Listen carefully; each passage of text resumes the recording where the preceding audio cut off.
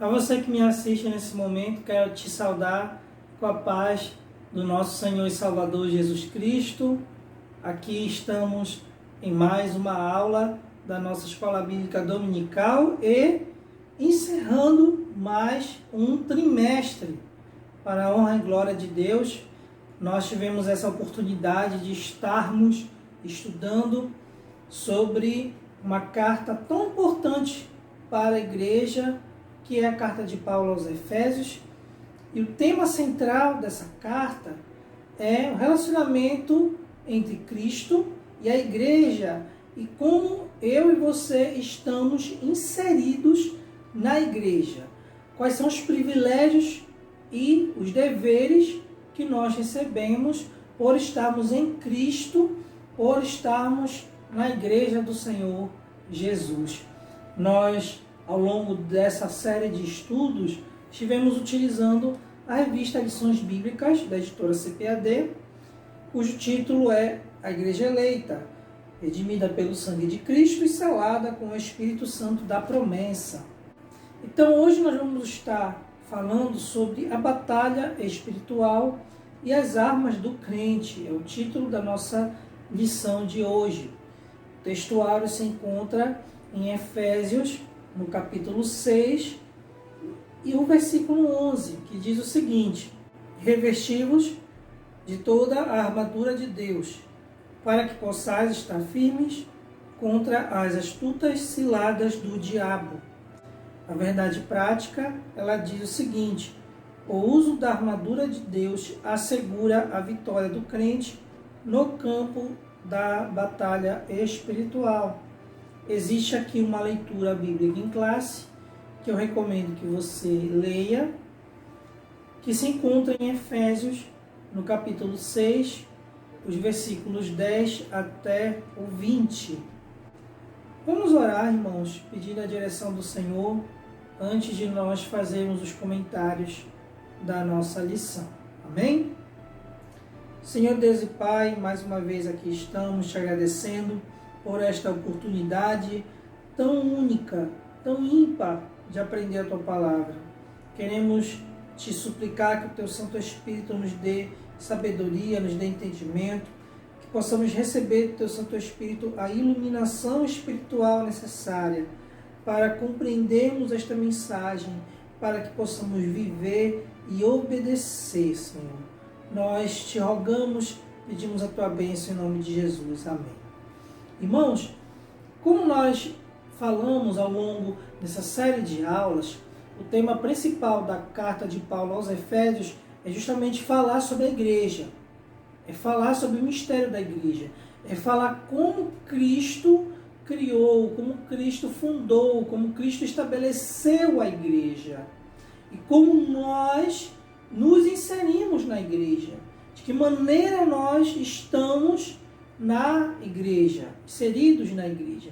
Então nós falamos sobre os privilégios, sobre as bênçãos que nós recebemos por estarmos em Cristo e o que nós, como cristãos, como membros da igreja de Cristo, que nós podemos fazer para defender a igreja.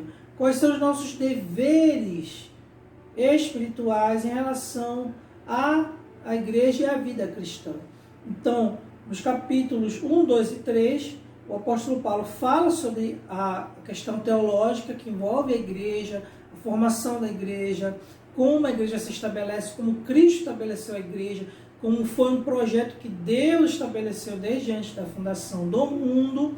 E a partir do capítulo 4, 5 e 6, é o desdobramento, ou seja, os deveres, aquilo que o cristão deve viver por estar nesse estado de união com Cristo.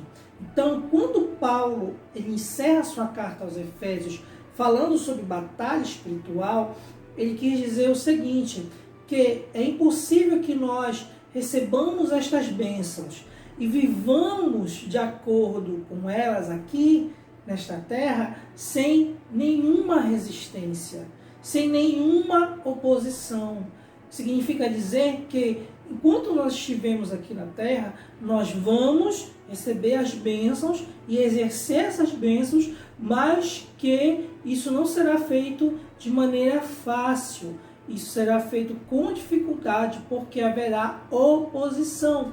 E é por causa disso que nós devemos entrar na batalha espiritual usando as armas que Deus nos disponibiliza. Então, aqui na introdução da revista, o comentarista lhe diz o seguinte: ao finalizar a epístola aos Efésios, o apóstolo convoca a igreja para lutar e resistir aos inevitáveis conflitos contra as forças espirituais da maldade, que nessa batalha, a fim de suportar os ataques e se manter firme na marcha contra o mal, os soldados de Cristo precisam revestir-se de toda a armadura de Deus. Então, a primeira coisa que Paulo quer que tanto os irmãos efésios entendam e, através do Espírito Santo, nós também possamos entender, é que existe um conflito espiritual, existe uma batalha espiritual, existe um campo espiritual que a igreja ela milita e que nós não podemos ignorar, não podemos negar a realidade desta batalha espiritual. No momento em que nós nos tornamos crentes, no momento em que nós recebemos a Cristo, ingressamos na família de Cristo e nos tornamos filhos de Deus, nós temos que entender que se levanta uma oposição contra nós e que esta batalha espiritual é real, ela acontece e nós devemos nos preparar. Nós temos que entender que não existe somente uma realidade física, que é aquilo que nós vemos, que é aquilo que nós sentimos, que nós tocamos, mas existe uma realidade espiritual, que é a realidade em que a igreja está inserida e que nós devemos assumir a posição nessa batalha espiritual. Então, dentro disso que nós estamos falando, o tópico 1 em algarismo romano, ele fala sobre o preparo espiritual do crente para a batalha. Ou seja, o cristão ele tem uma forma de ingressar nessa batalha. Ele não entra de qualquer maneira. Ele precisa entrar preparado. Assim como nós temos o soldado que treina, o soldado que procura se aperfeiçoar, que procura melhorar enquanto soldado, que participa de simulações para se tornar um soldado bem preparado, assim também é conosco. Nós, enquanto soldados do exército de Cristo, temos que nos preparar para entrar nessa batalha espiritual. Então, como que acontece esse preparo? Primeiramente, conforme nós lemos aqui no subtópico 1 da revista, nós temos que nos fortalecer no poder do Senhor. Então, ele diz aqui que a expressão na forma passiva, fortalecei-vos no Senhor, indica que não temos poder em nós mesmos. Esse excelso poder nos é conferido pela comunhão com Deus em Cristo por meio do Espírito Santo, meus irmãos. Então, a primeira coisa que Paulo diz aqui é: sede fortalecidos no Senhor e na força do seu poder, mostrando para nós que nós temos que buscar no Senhor a capacitação, nós temos que buscar no Senhor a força necessária para enfrentarmos esta batalha espiritual. Como Paulo diz na referência que vai aparecer aí no vídeo, as armas da nossa milícia, elas não são carnais, elas são espirituais, ou seja, nós só podemos lutar nessa batalha espiritual, nós só podemos estar preparados se nos fortalecermos no Senhor, até mesmo porque a armadura, as armas que nós dispomos para estarmos nessa batalha espiritual, são as armas que é dada por Deus. Não é à toa que ele diz: tomai toda A armadura de quem? A armadura de Deus. Então, primeira coisa que nós temos que entender quando entramos, antes de entrar nessa batalha, a força vem do Senhor. É o poder do Senhor que nos capacita a vencer. Então ele fala aqui, comentarista, que conhecer as Escrituras sem a devida obediência, frequentar os cultos sem a genuína conversão não são suficientes. Por que não são suficientes? Porque, irmãos, nós temos que buscar no Senhor. Então não basta só ler a Escritura sem obedecer. Não adianta só ir para o culto e não ser convertido. Não adianta simplesmente você fazer o básico. Você precisa se aprofundar nas Escrituras. Obedecer às Escrituras. Ela não é só um livro de conhecimento, mas ela é um manual da vida. Então não adianta só conhecer, preciso viver. A mesma coisa em relação à conversão, ela precisa ser genuína. E aí, diante disso, de que maneira nós podemos nos fortalecer no Senhor? Aí ele fala uma outra situação, um outro conselho, que é o que está no subtópico 2, é por meio da oração. Tanto é que nós só podemos tomar a armadura de Deus por meio da oração. Observa que ele fala, lá em Efésios, toda a descrição da armadura de Deus. E aí no final ele diz assim, com toda a oração. O que isso significa dizer? Que para o crente poder tomar a armadura de Deus, é necessário que ele esteja em oração. Então, o grande teólogo John Piper, ele tem a seguinte frase que eu vou ler para os irmãos. Você não entenderá para que serve a oração até entender que a vida é uma guerra. Irmão, no momento que a gente se torna crente, enquanto nós não estivermos no descanso eterno, no lar eterno preparado por Cristo, a nossa vida aqui é uma vida de guerra. É uma vida de guerra contra o diabo, que nós vamos estudar daqui a pouco, contra o mundo, o sistema mundano corrompido e opositor a Deus, e contra a nossa própria carne, meus irmãos. São os nossos 3 inimigos que nós temos nessa terra. Então não dá para nós nos iludirmos achando que vamos ter uma vida tranquila aqui na terra. Não, irmãos, a vida é uma guerra. E a gente só ganha essa guerra com oração. E na oração é orando que a gente se fortalece no Senhor e na força do seu poder. Então o comentarista lhe diz o seguinte: não é possível entrar em combate sem cobertura de tão preciosa arma espiritual. Então a expressão orando em todo o tempo, com toda oração e súplica no Espírito, significa clamar pelo favor divino em qualquer circunstância e oportunidade. O próprio apóstolo Paulo ele diz lá em Tessalonicenses o que? Orai sem cessar. Significa dizer que nós temos que ter uma postura de oração, orar em todo o tempo, orar com toda a súplica. Significa dizer que nem sempre nós vamos ter a oportunidade de fechar o quarto, e de se ajoelhar e de orar. Nós nem sempre temos esse tempo disponível. Então, de que maneira nós podemos obedecer esta ordenança, esta recomendação de Paulo, orando em todo o tempo? Como? Com espírito de oração, com postura de oração. Você está andando, você está orando. Você está lavando a louça, você está orando. Você está dirigindo, você está orando. Você está no ônibus, você está orando. Você não precisa fazer aquela postura de fechar o olho e Senhor, meu Deus. Inclusive, esse tipo de atitude que Jesus criticava tanto nos fariseus, por exemplo. Não, você pode estar normal, querido, com o olho aberto, mas você está orando. Senhor, me abençoa nesse dia. Tu sabes o que eu vou enfrentar pela frente. Tu sabes o que me espera. Senhor, eu preciso de sabedoria para resolver esse problema.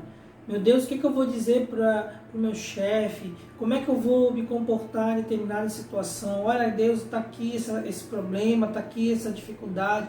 Preciso de ajuda do Senhor para tomar decisão. É simples, irmão. Você tem que facilitar a tua linguagem de oração.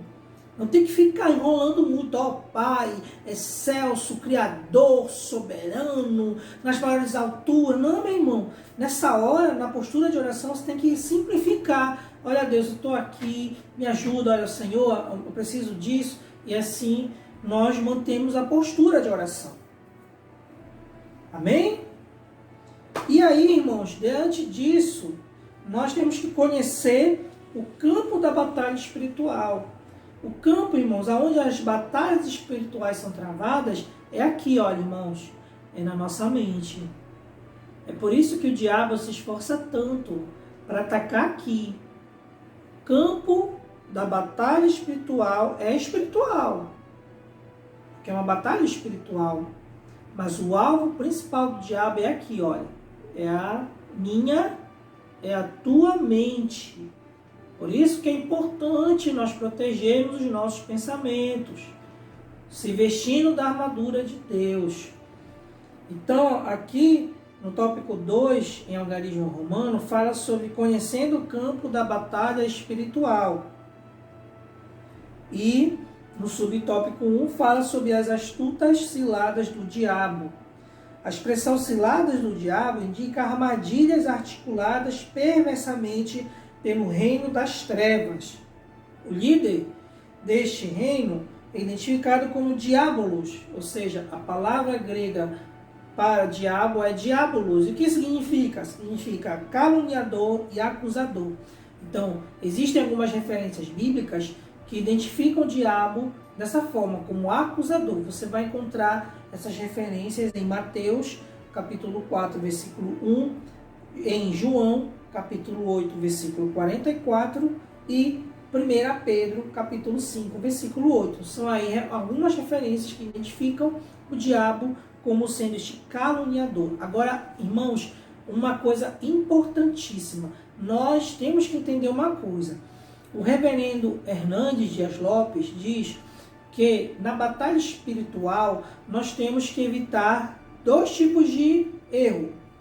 Um erro que é subestimar o inimigo e o outro erro que é superestimar. Tem o sub e tem o super.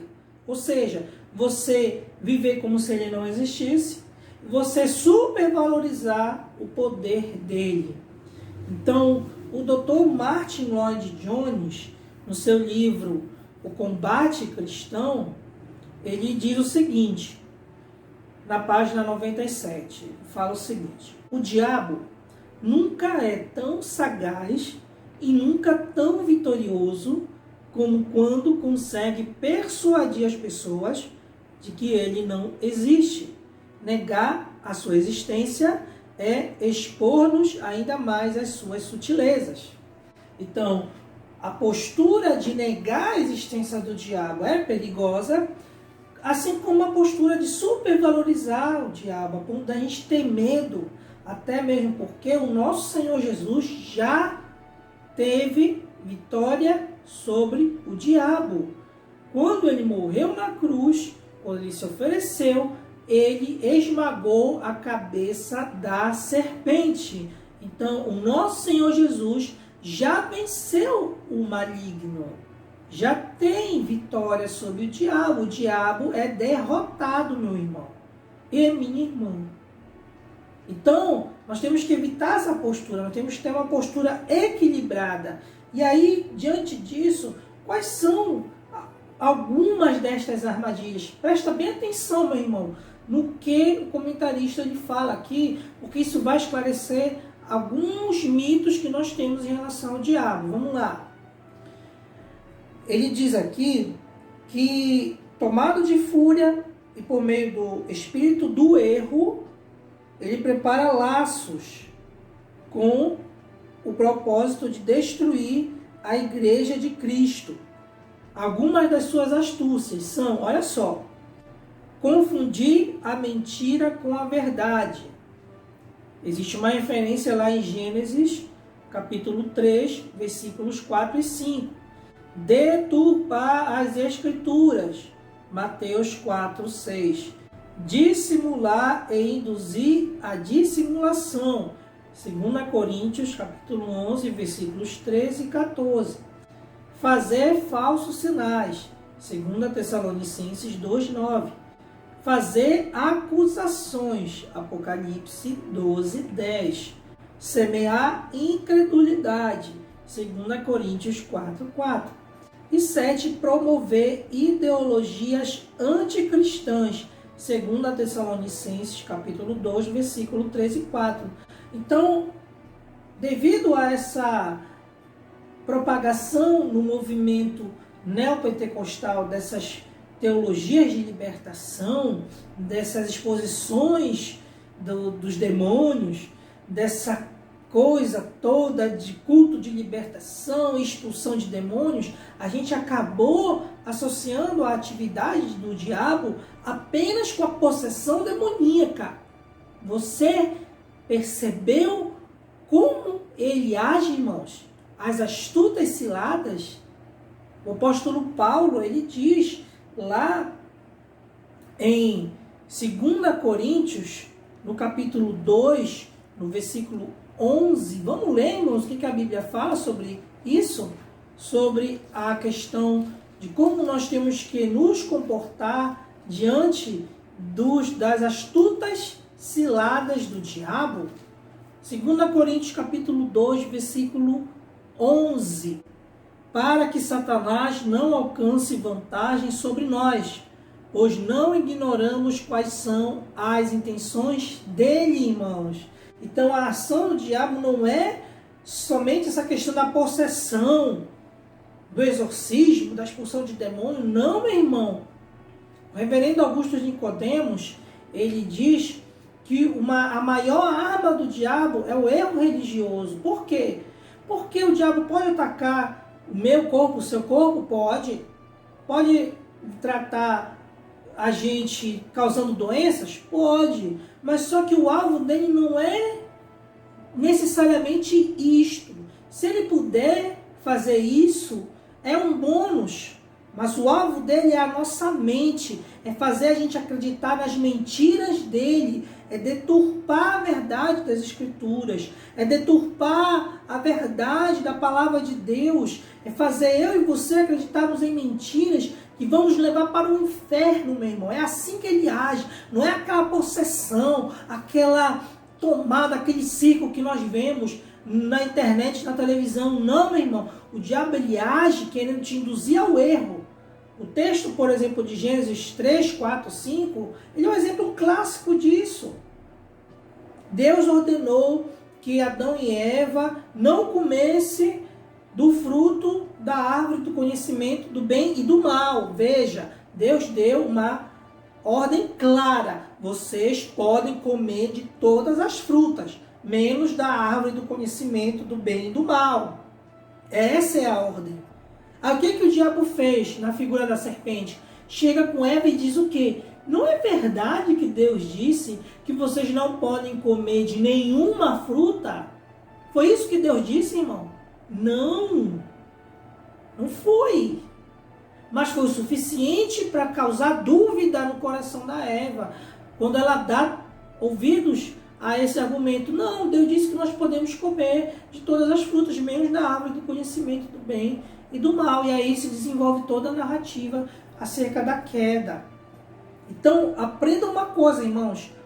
O diabo, ele age através da mentira, da dissimulação, da incredulidade, de ideologias que vão totalmente em oposição ao que a palavra de Deus ensina. Esse é o alvo do diabo. Quando Paulo escreve esta carta aos Efésios, ele estava preso em Roma. Então, ele diz que a nossa luta não é contra a carne, não é contra o sangue. Ele poderia muito bem ter colocado aqui: irmãos Efésios, vamos nos levantar contra o Império Romano, esse império que tolhe as nossas liberdades, esse império opressor, vamos nos revoltar, vamos às armas. É isso que ele escreve, irmão? Não. O que ele diz? Que a nossa luta não é contra a carne nem contra o sangue, ou seja, O nosso inimigo não é carnal, o nosso inimigo não é as pessoas, o nosso inimigo é o reino das trevas. Irmão, o mundo, a Bíblia diz que jaz no maligno. 1 João capítulo 5, versículo 19. O mundo jaz no maligno. As pessoas que estão aí, que estão sem Cristo, elas são influenciadas pelo poder do diabo. Lá em Efésios, no capítulo 2, nós lemos isso. E quando nós estávamos mortos nos nossos delitos e nossos pecados, nós estávamos sob a influência de quem? Do diabo, meu irmão. Olha só o que diz lá o texto, Efésios 2, capítulo 2, versículo 2. Nos quais vocês andaram no outro tempo, segundo o curso deste mundo, segundo o príncipe da potestade do ar, do Espírito que agora atua nos filhos da desobediência. Então a nossa luta, irmão, não é contra as pessoas. A nossa luta é contra estas potestades que dominam, que cegam as pessoas. Contra eles. O conflito é contra as hostes que debaixo da autoridade do diabo mantêm os homens na escuridão. Não se trata de lutar contra o ser humano, mas contra o reino das trevas, meus irmãos. E aí, diante disso, Paulo, ele fala de algumas categorias que fazem parte da hierarquia dos exércitos de Satanás, do reino das trevas. Então, existem muitas explicações, existem muitas interpretações para o que seriam essas potestades, esses dominadores. Fora a parte dessa discussão, irmão, do que seriam essas potestades, nós temos que entender uma coisa, que são espíritos malignos a serviço do diabo. O diabo é o principal, é o maioral. E junto com ele existem anjos caídos, que são os demônios, que estão a serviço dele. Então, independente da discussão sobre a classificação das potestades, dos principados, dos príncipes das trevas, nós temos que entender que eles possuem algumas características que são fundamentais no entendimento dessa questão da batalha espiritual. Quais são elas? Eles são poderosos, ou seja, eles têm poder, eles podem atuar, eles têm influência, eles têm algum tipo de poder. Esse poder não se compara com o poder de Cristo, com o poder de Deus, é incomparável. Na luta espiritual não existem dois lados iguais não, irmão. Como se o diabo pudesse exercer alguma posição que se igualasse ao poder de Deus. Não, irmão. Não são duas forças opostas lutando. Não, você tem Deus, que é o Senhor Todo-Poderoso, que já derrotou o diabo. Então Deus já tem vitória sobre o diabo. Não é uma luta entre pares, entre iguais. Mas não quer dizer que eles não tenham poder nenhum. Eles são poderosos. Outra, eles são malignos. Irmãos, eles são maus. São agentes da maldade que servem para o mal. Eles empregam o seu poder para o mal. Então não existe nada de bondade neles. E outra, eles são astutos, ou seja, são cheios de sutilezas. O objetivo do diabo é te enganar, é me enganar, é trazer mentiras, é deturpar a verdade. Não é negar a verdade de forma escrachada. Como nós vemos lá na tentação de Jesus no deserto, o diabo não fez com que Jesus negasse a verdade. Muito pelo contrário, ele até cita as escrituras. Mas a astuta cilada do diabo é te enganar com esses ardis, que nem eu comentei agora em relação à questão da Eva, por exemplo. Então, o Senhor da igreja, ele está acima de todo principado, de todo poder, de todo domínio. Está acima deles. Nós já vencemos essa guerra. Como nós já vencemos? Por causa de Jesus. Jesus já venceu a guerra. A nossa função agora é manter posição, é nos manter firmes. A batalha já foi ganha por Cristo lá na cruz. O diabo já é um inimigo derrotado. Mas enquanto ele puder trazer destruição e a quantidade maior de pessoas que ele puder tirar do Senhor, ele vai fazer. Então, nós já vencemos, nós temos que nos manter firmes. A posição da igreja na batalha espiritual é de defesa do território. Já é um território conquistado por Jesus. Nós temos apenas que nos manter firmes. E aí, diante disso, existem as armas, que é a armadura de Deus, que é o tópico 3 de Algarismo Romano. As armas espirituais indispensáveis ao crente. Então, nós temos que tomar a armadura de quem? De Deus. É Deus que fornece essas armas. E nós só podemos tê-las por meio da oração. Nós temos que entender uma coisa. Deus, ele fornece as armas, a armadura. Mas nós temos que usá-las. Nós temos que tomar posse. Nós temos que nos revestir, que utilizar. É que nem se eu te desse uma arma. Está aqui, olha. Esta arma você pode utilizar para a sua defesa pessoal. Está aqui. Agora, o uso desta arma não depende de mim, que lhe entregou. Depende de você usar. É você que vai pegar a arma e vai usar. Não é eu que vou colocar a arma na tua mão e vou puxar o gatilho para ti. Não, é você que tem que usar. Então, Deus nos dá a armadura e a gente tem que usar. Esse é o princípio. Então, aqui o comentarista ele fala que a expressão toda a armadura traduz o termo grego panóplia, que significa armadura completa de um soldado fortemente armado. Na carta aos Efésios, a orientação não é para usar armas próprias, mas tomar o equipamento dado por Deus para resistir bravamente. Então, nós só podemos ser vitoriosos na batalha espiritual se usarmos as armas que nos foram dadas por Deus. E quais são essas armas? É a armadura de Deus. Nós vamos fazer aqui um breve comentário sobre quais são essas armas, conforme está descrito em Efésios.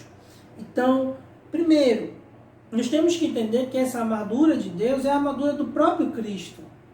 É como se nós estivéssemos nos revestindo de Cristo.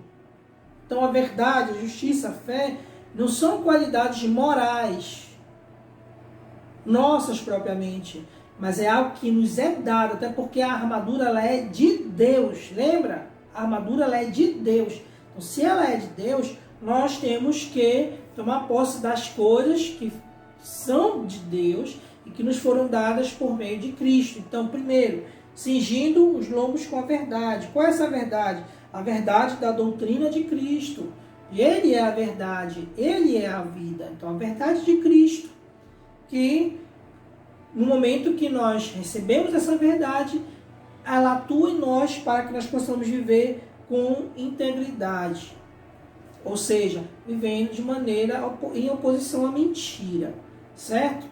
Então, cingindo os lombos com a verdade. Vestindo a couraça da justiça. Essa justiça, irmãos, é a justiça de Cristo.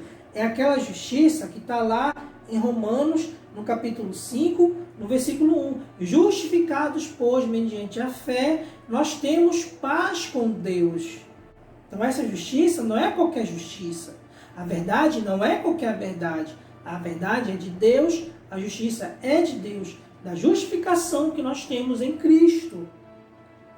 E essa justiça, quando ela é aplicada em nós, quando nós recebemos, ela se expressa por meio de uma vida de retidão. Outra, calçando os pés na preparação do evangelho da paz, ou seja, essa paz, irmãos, é a paz que nós temos em Deus. Lembra que eu falei no versículo anterior de Romanos? Esse evangelho da paz significa a paz que nós temos com Deus. Então, o reverendo Augusto Nicodemos, no comentário que ele faz aqui desse texto, ele diz o seguinte, que já é algo difícil nós lutarmos contra o diabo com as nossas próprias armas. Imagina tendo Deus também como inimigo. Então, antes de entrar na batalha, é importante nós estarmos em paz com Deus. Então, essa paz é a paz de Deus que nos dá firmeza. E quando nós temos consciência que estamos em paz com Deus, isso nos garante estarmos firmes. E essa paz só é possível por meio da proclamação do Evangelho da paz. E o escudo da fé. A fé em quê? A fé em qualquer coisa? Não, a fé em Jesus. A fé inabalável em Deus. Lá em Provérbios capítulo 30, versículo 5, diz que Deus é um escudo, ou seja, eu confio em Deus, eu confio em Jesus, a minha vida está na mão dele. Então essa fé em Jesus nos protege desses dardos, dessas setas, dessas flechas inflamadas do diabo. E nós temos aí o capacete da salvação. Lembra que eu falei que a batalha ela é pela nossa mente? Então, esse capacete que protege a nossa mente. Quer dizer o quê? A certeza da salvação. Quando eu tenho certeza da minha salvação, isso me protege, isso garante que eu esteja firme na batalha. Eu não vacilo. Eu combato o bom combate de maneira firme, porque eu tenho certeza da salvação. E nós temos aí a arma de ataque, que é a espada do Espírito, que é a palavra de Deus. Observa que Paulo diz que é a espada do Espírito. Ou seja, o Espírito Santo se utiliza da palavra de Deus para que nós possamos resistir, nos defender e atacar o inimigo. Então ele fala aqui que a palavra grega que Paulo usa nesse texto é macaíra, ou seja, uma espada curta. Por quê? Porque o combate ele é diário, ele é corpo a corpo. É uma espada que ela era utilizada no combate mais próximo, no combate direto. Querendo dizer que o nosso enfrentamento é diário. Nós enfrentamos o inimigo a cara. Então a espada do Espírito é a palavra de Deus, inspirada e penetrante. Aí nós temos duas referências. 2 Timóteo, capítulo 3, versículo 16, e Hebreus, capítulo 4, versículo 12. Ela deve ser usada tanto para resistir às ciladas do diabo, e aí nós temos o texto clássico da tentação de Jesus, lá em Mateus, capítulo 4, versículos 1 a 10, onde nós vemos Jesus utilizando a palavra de Deus para se defender das ciladas do diabo. Observa como Cristo usou a palavra, inclusive o diabo mesmo usou a palavra contra Jesus. Quando ele diz, olha, se tu és o Filho de Deus, salta aqui desse lugar alto, porque está escrito, aos teus anjos dará ordens a teu respeito, para que te guardem. Olha aí como o diabo é ardiloso, como ele é astuto. Aí o que Jesus diz? Mas também está escrito, não tentarás o Senhor teu Deus. Então, a palavra de Deus é essa arma que nos habilita a nos defender e atacar contra as astutas ciladas do diabo, as tentações do diabo.